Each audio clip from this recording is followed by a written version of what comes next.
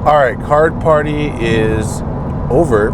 We are on our way back to Georgia. And I want to do kind of like a review of how it went for us as a card vendor while we were at the show. So it's Monday, and I got some spicy takes.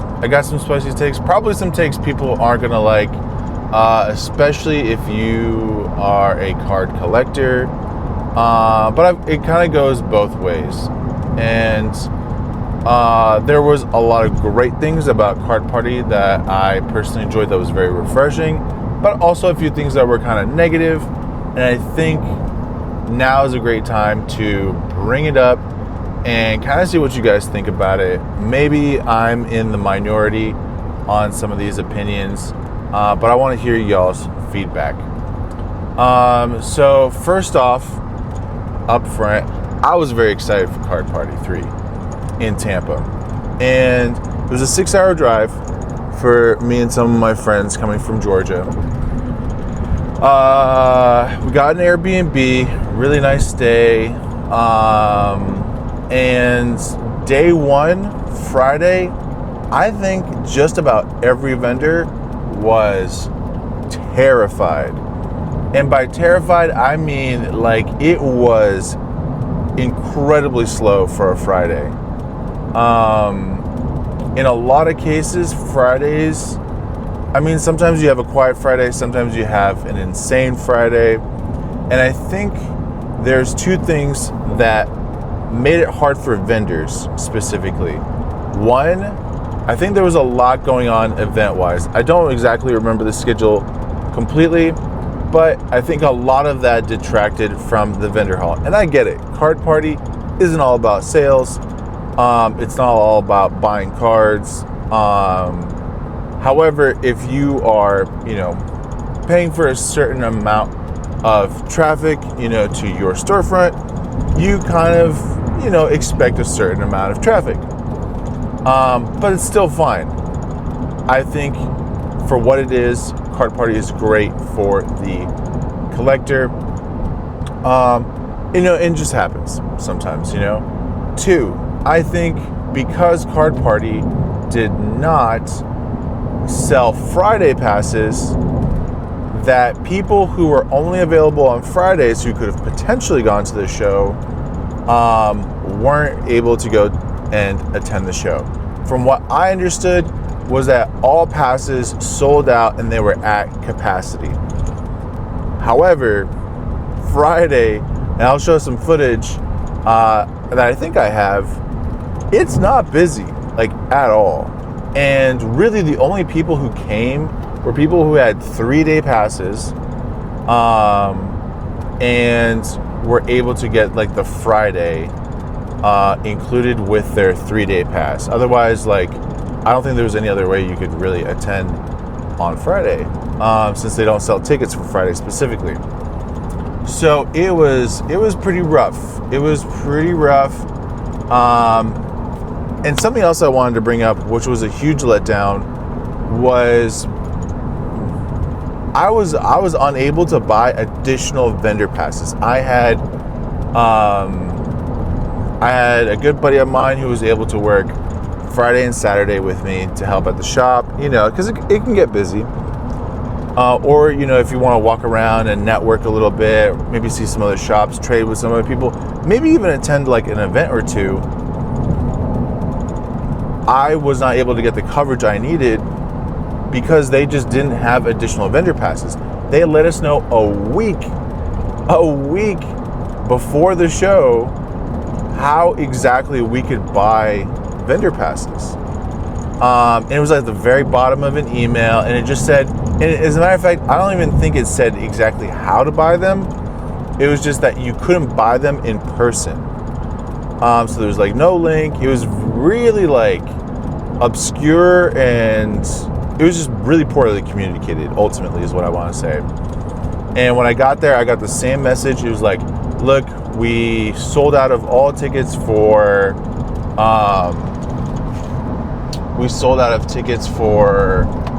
attendees, and there are no vendor passes. So a lot of vendors were scrambling to try and get their employees some kind of pass, whether they had to buy them at double the price from other people who had spare passes, whether they had to like sneak people in, buy them from like attendees. It was just a really awful experience. And I think, in my opinion, if I'm paying $1,500 for a booth that is like the equivalent of like 4 tables, I should be getting at least 4 passes. You know what I mean? So that way, 2 or 3 people could be at the booth, and maybe one person can rotate around and, check out the show, maybe attend some of the things. It was just a really poorly thought out distribution in my viewpoint as a vendor. So I really didn't get to enjoy the show.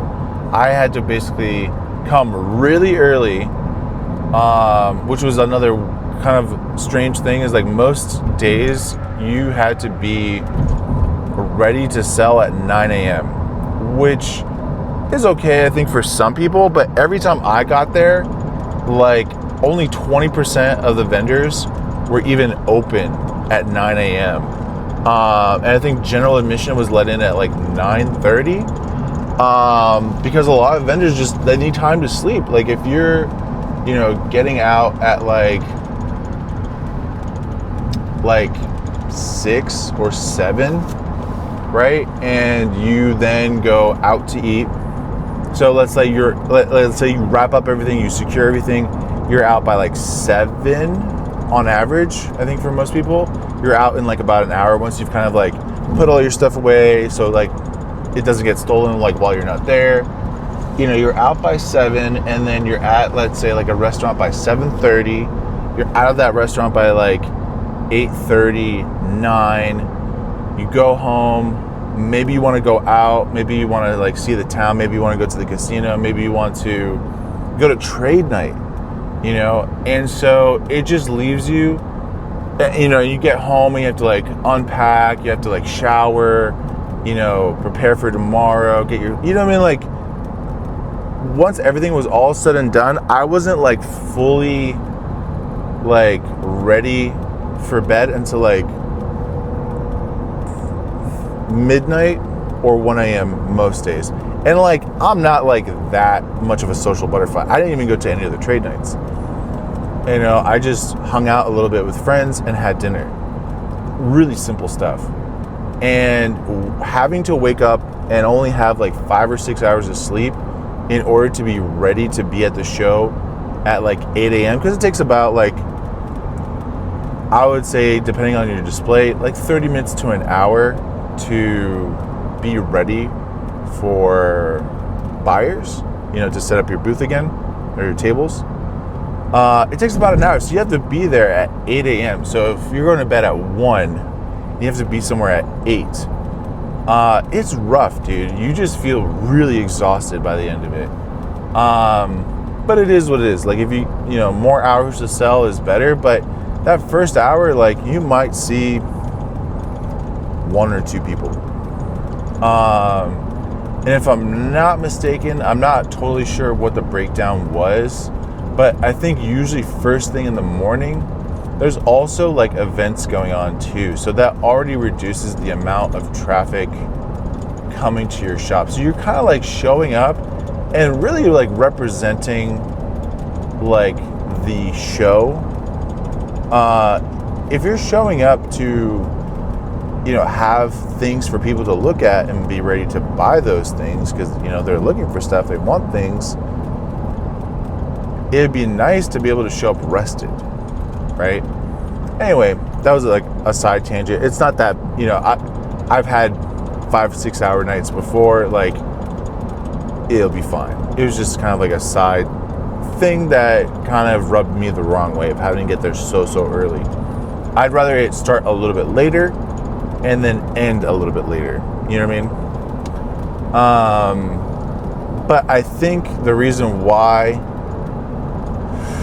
they had it the way they did was because they tend to have a nightly show. And I think the vendor hall has to compete in terms of attention with the actual card party itself. So I think because they don't want to split it up as much as they already do, that's the reason why they cut it off at a certain, like 6, I think it was 6 p.m. most days, except for like Sunday, which was like 3. Anywho, so here's the meat of kind of some of the things that really could have been done better, or might be some food for thought that need to change, honestly. So, I'm gonna go with the hottest take, and that is trade-up challenges. I've done trade-up challenges at shows before. Collecticon, MomoCon, one of the largest anime conventions. You know, I've vended at those places, and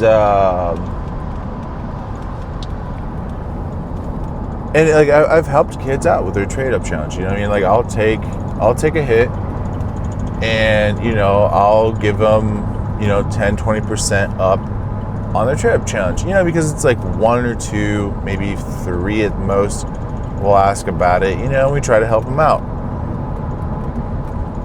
Card party, every day I was being asked 15 to 20 times about trade-up challenges.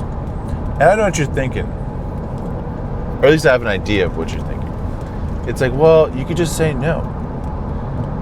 When you have a 5, 6, 7-year-old kid coming up, with the puppy eyes, and you're like, boom. By the way, the amount of times I've had kids slam slabs onto my display case that's really expensive and scratch it up saying, I'm doing a trade-up challenge. That wasn't a really great experience. But anyways, I digress. 15 to 20 times I've had kids come up and ask essentially for me to take a loss as a business. It started to get straight up annoying. I did not enjoy that at all. The first couple times were cute. I was like, cool, help them out, hook them up, hope they, get something cool by the end of it. But when every 15 minutes a kid comes up and asks about a trade-up challenge, and most of the time quite rudely and very entitled, it starts to rub vendors the wrong way. People who are supplying a service to the hobby. And I genuinely think trade-up challenges just needs to die out. It's tacky. It only benefits one person. It doesn't benefit both sides. Okay? The exposure is dog water. You know what I mean? Because what's the exposure you're getting as a storefront? You're basically being promoted as somebody who's willing to give away stuff regularly or trade not in their favor. And I get it, sometimes it's okay to hook somebody up. You know what I mean?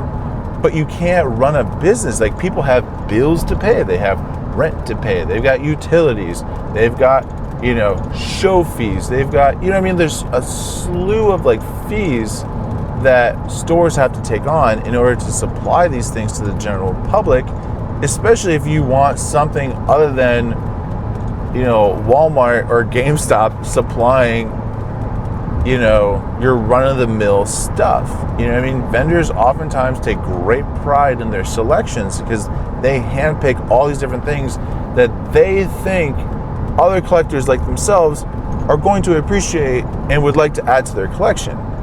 You know what I mean? But it becomes really difficult when you have, everybody coming over expecting a hookup and a big hookup. It's one thing to give somebody, a holo card or a dollar card or whatever. Sometimes they're just giving you it's, easy come, easy go. But trade up challenges, especially at a show like this, I was losing probably 100 to 150 every day. And I'm not even kidding. And I turned down at least half of the kids, because it got to a point where the stuff that they were trading into me was so undesirable that it just I ended up giving them stuff that was desirable that I could have sold to somebody else, and ended up taking something that's ultimately going to sit, and more than likely I'm going to have to discount. So let's say it was like a $20 CGC slab, and I gave them a $25 PSA slab, or a $25 card, whatever. That $20 CGC slab, even if I tried selling at 20, probably won't move, and I'm gonna have to discount it to like 15 or 10 just to move it. So now you see I'm at 25 going out, and I'm only bringing in 10, so I'm losing $15 like 6 or 7 times a day. You see how that could rack up to like 100 minimum a day? So that kind of rubbed me the wrong way. And look, I don't mind giving back. It's not a problem. I was a kid too. I thought I was sick. And I think there are some kids who definitely not deserve, that's probably not the right word, but like would appreciate, an act of kindness. But trade up challenges are not that.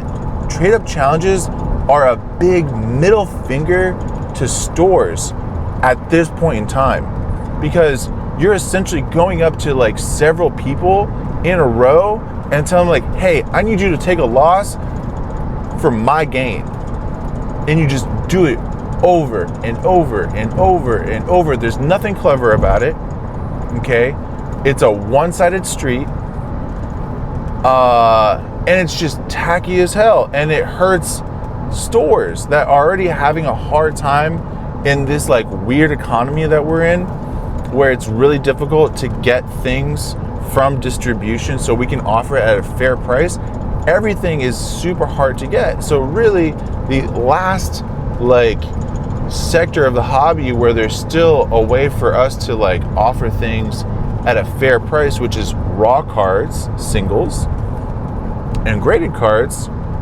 Now you slap that on top of it, and it makes it even harder for us to earn something in order just to pay our bills, to maybe grow the shop, maybe hire an employee, right? I'm not saying this is like a huge problem. It's not like regular card shops are experiencing this. Maybe they are, but at card shows, I think if this sort of like culture of like doing trade up challenges continues, and it's teaching kids that like they can come in with a mentality and expect to get more from a shop than what they're bringing the shop, like that's just not how life works.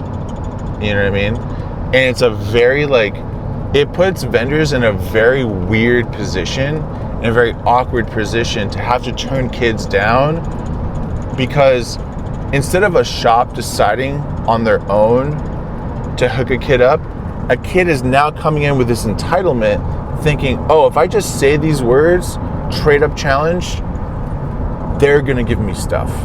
You know what I mean? And it breeds really bad lessons, I think, to kids, that you can just go up to somebody and like expect for them to give me stuff. And I just don't think that's a very healthy mentality, right?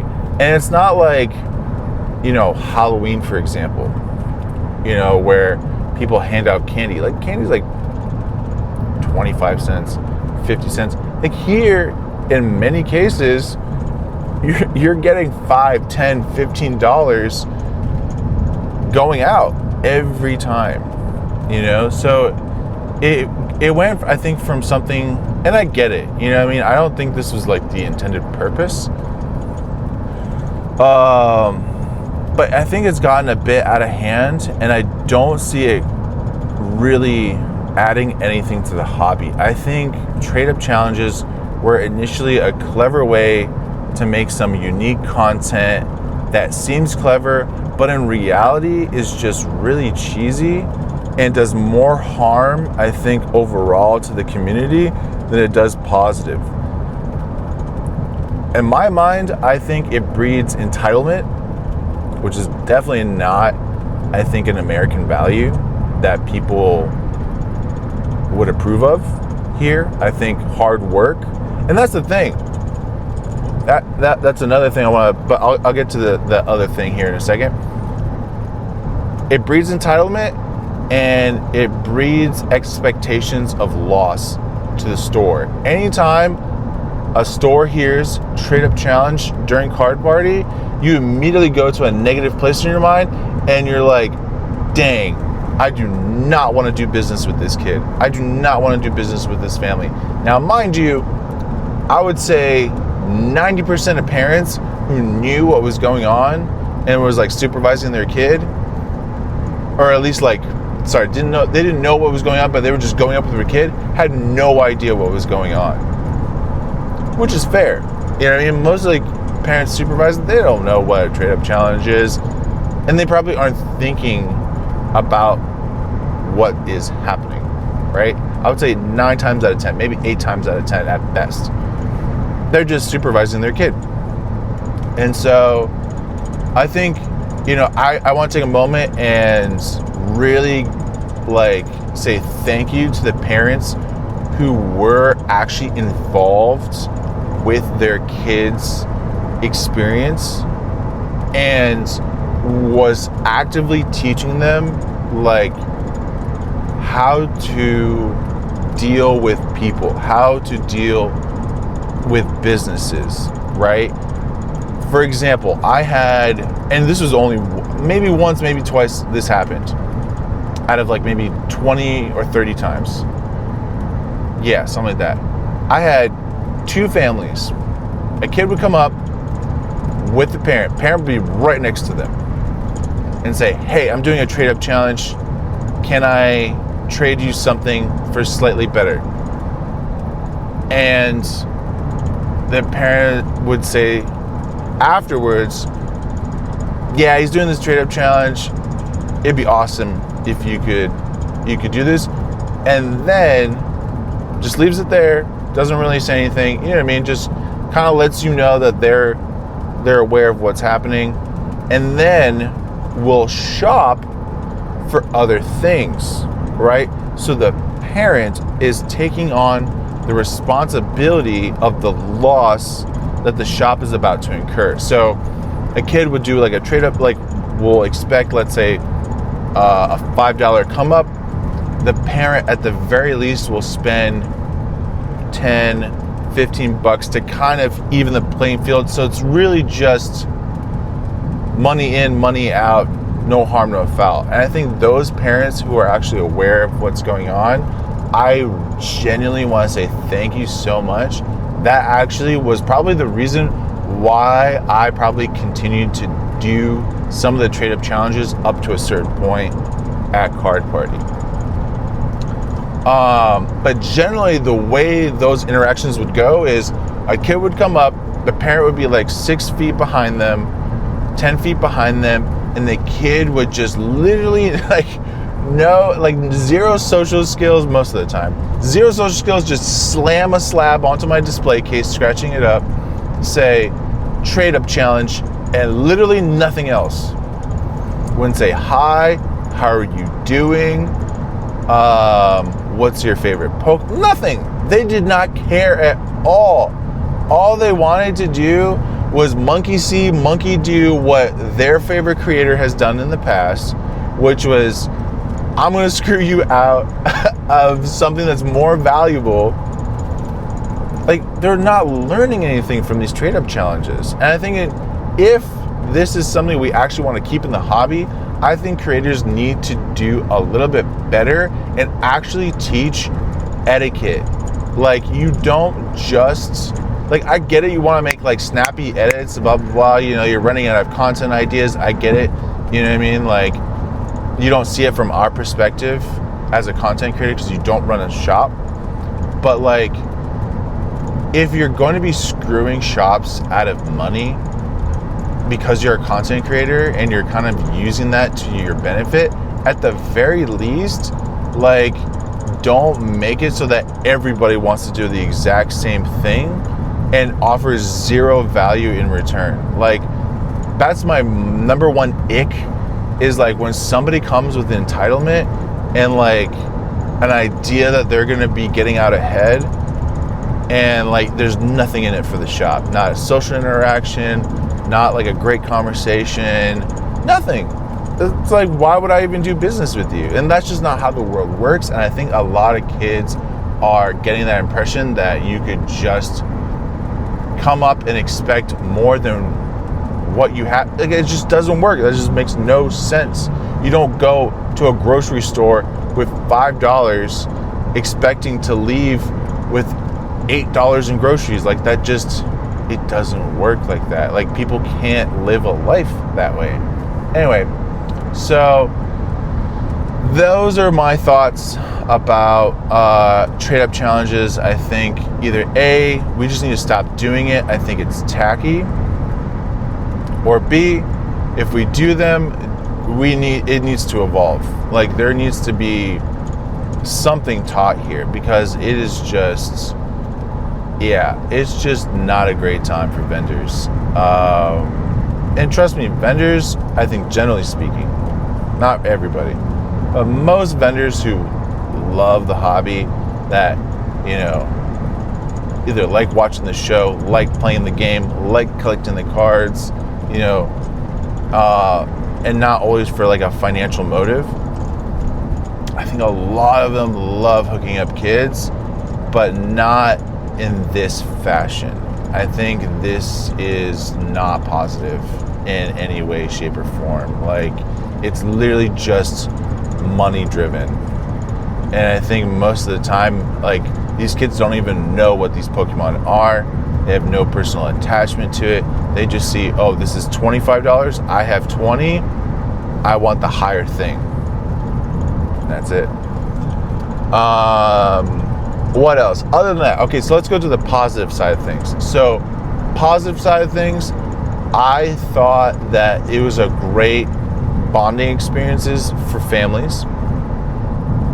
I think the families that were engaged and were actively, you know, teaching their kids, you know, how to value things, how to have manners in social situations, how to say thank you, show appreciation. Like, these things, these were all great features that I thought Card Party made a great atmosphere for. I will say too, Card Party gives out a lot of stuff. They, I think, go over and beyond what a normal show would to create a great experience for the attendee. But when it came down to the vendors, I felt like we kind of got left in the dust. And we ended up having to scramble, A, to get like coverage for our booth to operate, B, pricing, at least for the booths. I think the tables were a bit more fair, but for the booths, I got absolutely rolled. Like, I think after everything was said and done, I think I spent like 2.5K, maybe 3K on this trip here, and profit wise probably hit about that. It was really just a wash. I will say though, the only benefit that I saw, like the silver lining, was I did get to meet a lot of cool people. I got to try out some like different forms of content that I can't wait to post here, and I hope you guys enjoy the more lighthearted stuff coming after this. And I got to meet some of my favorite content creators. But beyond that, I think there definitely needs to be a huge improvement towards the vendor side of things, because we're half the show. You know what I mean?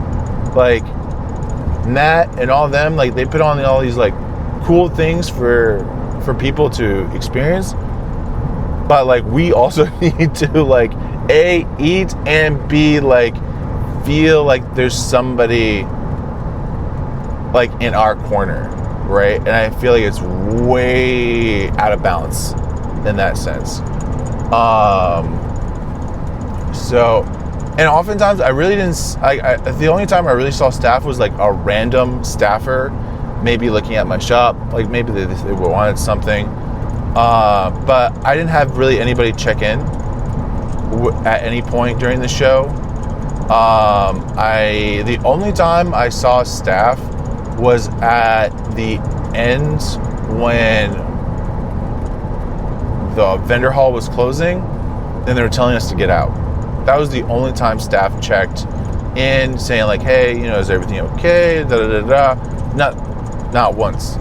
And most shows, I will say that there is some kind of coordinator or somebody going around and just making sure like that, like, you're doing all right, that like you don't need anything, that, you know, there aren't any problems, or if there's something that maybe they could do to help. And at no point did I really feel like that was the case. It just felt very much like Card Party was more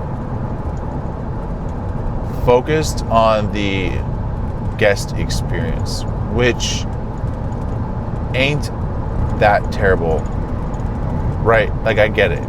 But we're essentially partners, you know what I mean? I don't know what level of contribution the vendors make up towards making the show actually financially viable for the Card Party team, but it feels like, at least in terms of what we're providing, we're like half the show. And it didn't really feel like that, right? It just felt very much like, okay, here's your table, deuces. I will say, when I was emailing with Card Party about the experience, they definitely went above and beyond. I think it was Nicole. Thank you, Nicole, if you're watching this, or anybody who ends up talking with Nicole. She did great. Loved the emailing back and forth, which is ultimately why I got a booth there. But yeah, that was that. But generally, I will say that there was very much a very wholesome aspect to it. I definitely think the team went above and beyond. I did like, you know, the shows that they put on. I think Trade Night, I didn't get to attend Trade Night, so I don't really have much of an opinion about it. But generally, from what I heard from my friends who are vendors and other attendees, that they had a good time at Trade Night. So I think, generally speaking, it was a really, really solid time. And overall, I will say that like it wasn't a bad experience. It was just mid for me, and I don't know if I want to do Card Party again, to be honest. Especially out of town. Like, most vendors will travel out of state. They'll fly. They'll, you know, drive the 14 hours, whatever, to attend a show, because it's profitable, and I think usually they feel taken care of enough, and they get to meet other people. It's a great time. This, I just don't feel like I would want to repeat this where it's at right now. If I was a vendor, I would say, unless it's really close to me, like an hour, I can stay, like I can go home after the show. If I can go home after the show and I'm only buying like one table, then it might be worth it. 1 or 2 tables tops, you know. But booths, all these like bigger things that make no sense, like in terms of like the price versus what you get space wise. Like, I just feel like I got ripped off for $1,500. And I only got 2 passes. I couldn't even bring my third person that I wanted there to help me. She had made plans and wasn't able to go. And yeah, like, I don't want to fly to Seattle and be told, like, oh, tough luck, like, just figure it out, when it comes to being able to operate your booth sufficiently. And if I'm gonna have to deal with more trade-up challenges, competing with the show in terms of, like, foot traffic to my shop, I would not go out of my way. I think every other card show, as a vendor, right? If you're an attendee, I think it's probably worth it to travel. But as a card vendor who's putting out thousands of dollars to be there, I just felt like I kind of wasted a weekend, at least in terms of, like, paying for my needs. I think content-wise, it was a great experience. I don't regret going. I just wouldn't do it again. I think I got the silver lining, and I don't think I need to experience it again. So, unless there's a huge improvement for Seattle, and they really focus on the vendor experience and making sure that they allocate, like, y'all need to, like, allocate at least an additional 20%. Like, if you have, let's say, 500 vendors and each vendor gets like 2 passes, so like 1,000 passes, there needs to be at least 200 to 300 passes reserved for them to buy last minute tickets for helpers, for assistants, whatever. I don't think that should ever happen again, where a shop isn't able to have help that they need. Like, there were times where I was just standing in my booth alone for like 5 hours, not being able to take a bathroom break on Sunday, like, because I didn't have my help. I couldn't go eat, I just had to stay in my booth.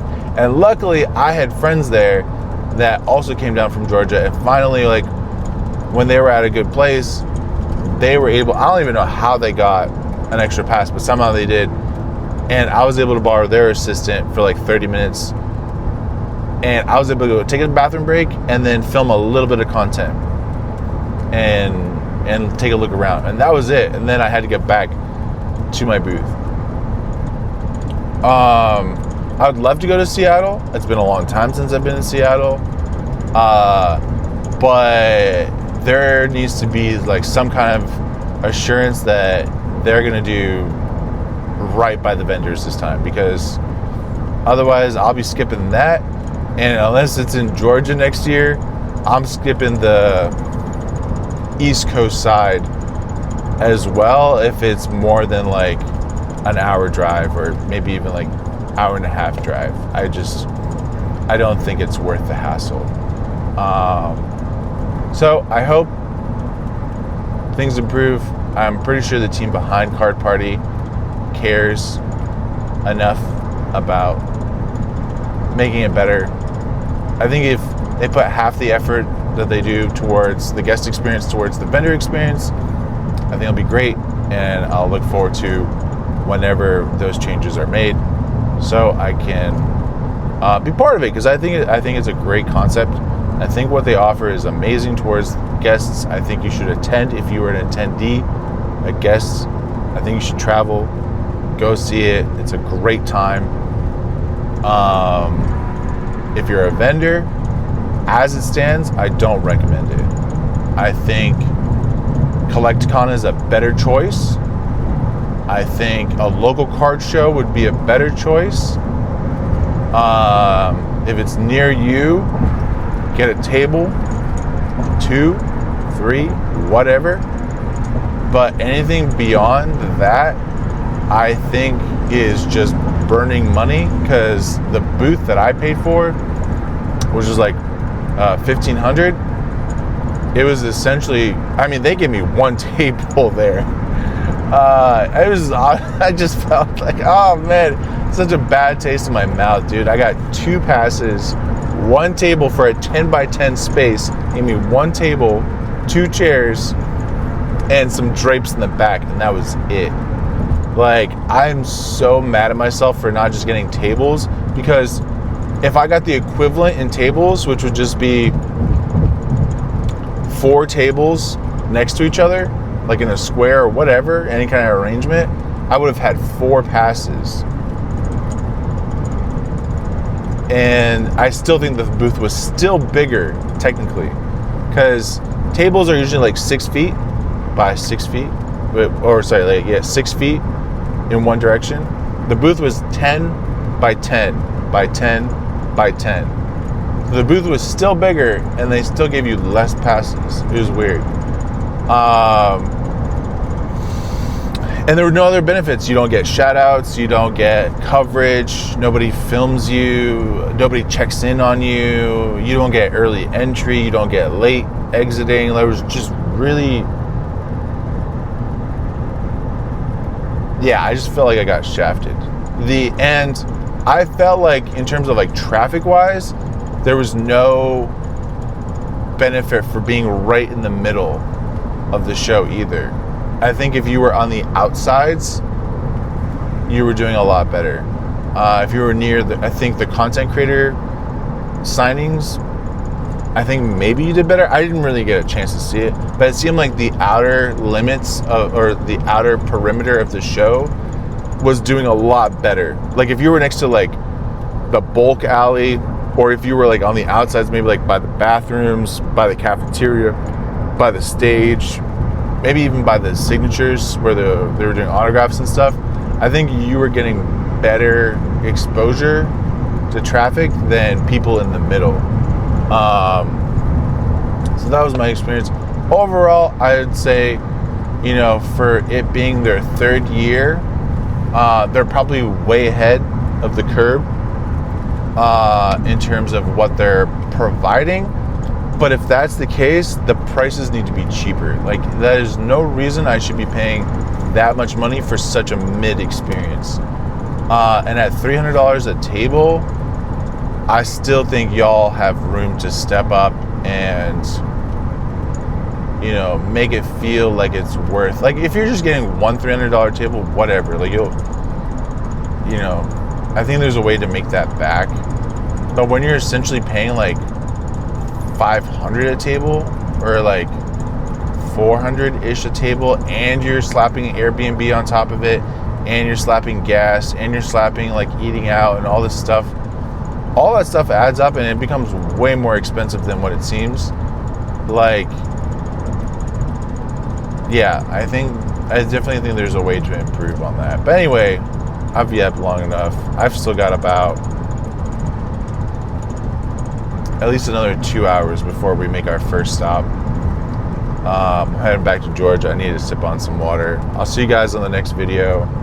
I hope you enjoy what we were able to get with some of the other content creators, like Pokey Chloe and Bulbasaur, and we got to get some reactions. Danny Fanta, Pokebear. It was very nice meeting you guys. All the other vendors, it was very nice meeting you guys. I think Ghastly Ashley, or as it Ashley Ghastly, and everybody else that I got to meet, anybody who bought from the shop, thank you guys so much for stopping by. It was a great time. Absolutely enjoyed it. I hope to see you guys at a different show, and hopefully it'll be at a future card party. Cheers.